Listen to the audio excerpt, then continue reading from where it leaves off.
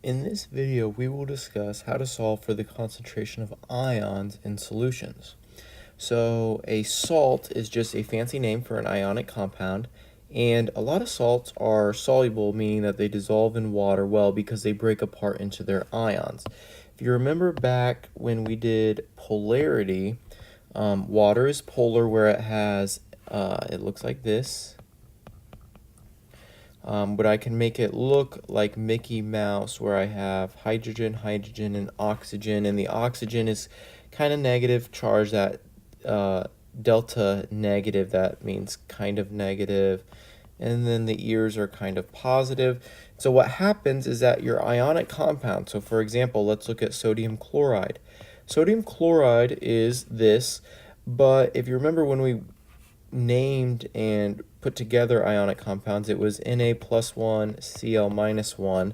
And so what that means is that the positive of sodium would be attracted to the oxygen in water, and that the chlorine in sodium chloride would be attracted to the hydrogens because opposites attract.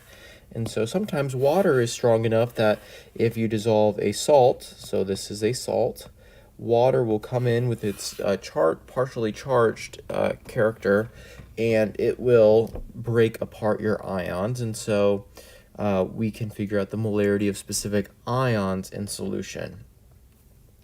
An insoluble salt would be something that does not break apart into ions just because it's really strong.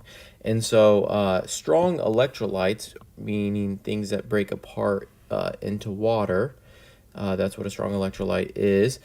And if you have a hydrocarbon like a sugar, it may or may not be dissolved in water, but it's not going to dissociate.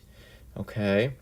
And when we draw particle diagrams, circles can represent ions or atoms. Okay. So magnesium chloride, if it's going to break apart, it will break apart into magnesium plus 2. This plus 2 just comes from the periodic table. And then it would break apart into Cl minus 1. The minus 1 comes from the periodic table. And we would need 2 chloride. And this, if I add up the coefficients on the product side here, 1 plus 2, this is going to be 3 particles produced, and that's because it's an electrolyte. And the number of particles produced, we're going to see later, that's going to be called the Van Hoff factor.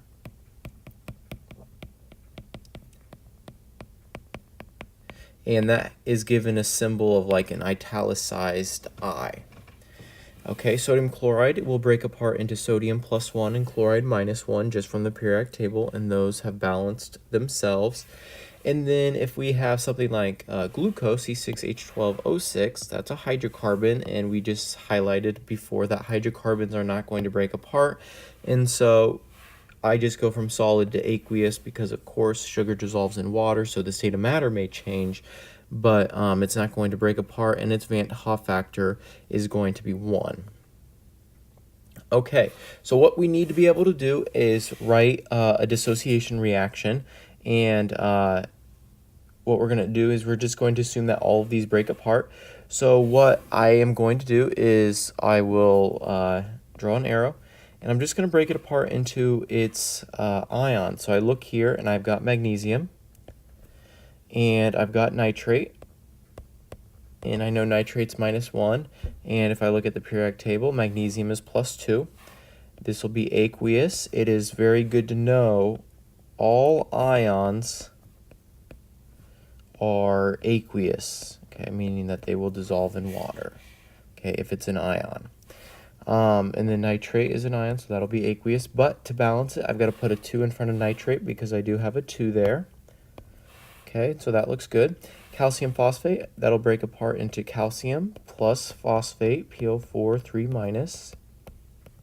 Looking at the periodic table, calcium is plus 2, which that should make sense because I ended up with 2 phosphates. And it looks like I've got 3 calciums, 2 phosphates, so to balance it, that looks good. And then sodium oxide, that'll be Na plus 1, aqueous, plus oxygen as oxide, that'll be O2 minus, aqueous. And I need to balance it, so I'll put a 2 in front of sodium. Okay, so this is going to help us out significantly because we're just going to mole bridge later on in these notes, and so having the reaction is going to help us a bunch. So what I want to do is I want to look at these reactions A, B, and C, and I have them down here, and I just want to get the Van't Hoff factor. All that is figuring out how many particles are produced. So there's 1, and then there's 2, just adding the coefficients. So 1 plus 2 will be 3, so A looks like it's 3. In B, I've got 3 and 2, so adding those together, that'll be 5. And then in C, I've got 2 and 1. And I know there's not a 1 there, but that'll be 1, and that'll be 3. Okay. So, Van't Hoff factor, we just actually talked about that. So, what it does is it does not have any units, but what it does is it gives you an idea the degree to which a compound dissociates. Okay. So, what I want to do is I've got aluminum nitrate, and that is AlNO3, 3. And I want to figure out the concentration of each ion in aluminum nitrate. So here's how this is going to work. Is I'm going to say, okay, well, let me first get a reaction. And this is going to be a dissociation reaction.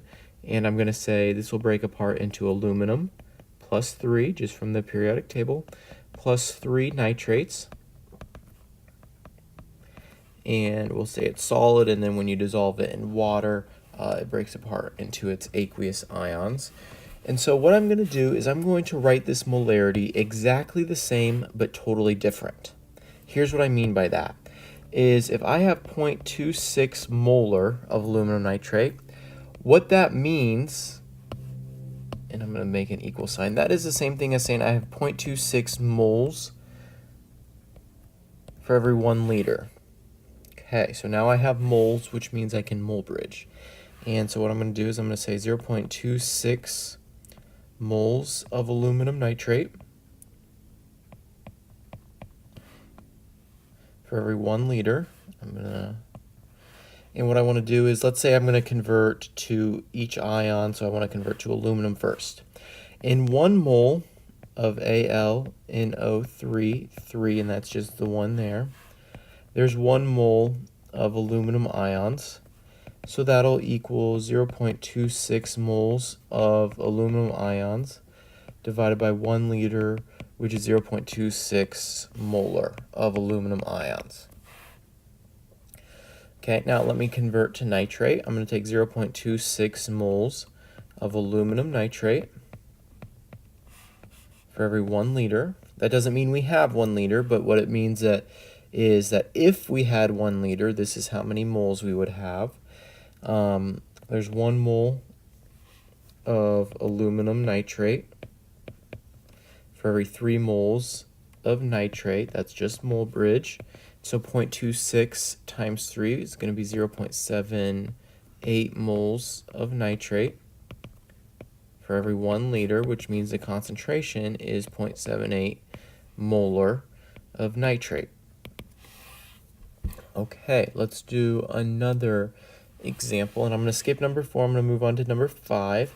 Number 5 says calculate the concentration of each ion in 0.054 molar solution of iron 3 sulfate. That is Fe2SO4 3.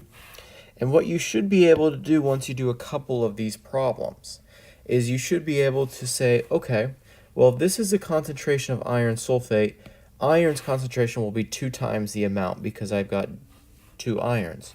And sulfate's concentration will be 3 times the amount because I have 3 sulfates. But what I'm doing is I'm showing you how to show your work when you get to the test, and it's not a multiple choice question because you want to be able to show your work clearly. And in AP Chemistry, we'll do stuff like this a lot, and you just help yourself out by showing how you got your answer. Okay, so first thing I'm doing is I'm writing my dissociation reaction. And I'm going to say, okay, 0.0540 moles of Fe2SO4 3 is for every 1 liter. That doesn't mean we have 1 liter. That's just what the moles would be if we did. We want to convert, let's say, to iron first. So in 1 mole of Fe2SO4 3. There's 2 moles of Fe plus 3. And so when I math that out, I get 0.108 moles of Fe plus 3 for every 1 liter, which is 0.108 molar of Fe plus 3. Then I can do the same thing to get sulfate, 0.0540 moles of Fe2SO4 3 for every 1 liter. There's 1 mole of Fe2SO4 3 for every 3 moles of sulfate. And so 0.162 moles of sulfate for every 1 liter gives you 0.162 molar of sulfate.